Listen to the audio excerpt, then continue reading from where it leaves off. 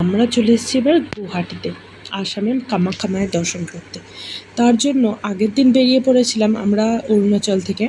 সেখান থেকে আমরা একটা বাস নিয়েছিলাম, যেটা নর্মাল বাসে ছিল, আর আমরা নেটওয়ার্ক বাসে করে এসেছিলাম এবার। আর ওখান থেকে বেরিয়ে আমরা রাত্রেবেলা একটা জায়গায় দাঁড়িয়ে ছিল বাসটা, সেখানে আমরা সবাই ডিনার করে নিয়েছিলাম।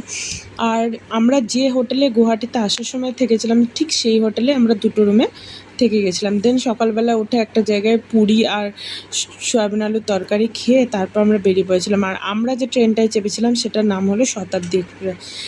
ট্রেনটা ছিল তো এসি, কিন্তু যেহেতু গেটের দিকে বসেছিলাম খুবই গরম লাগছিল।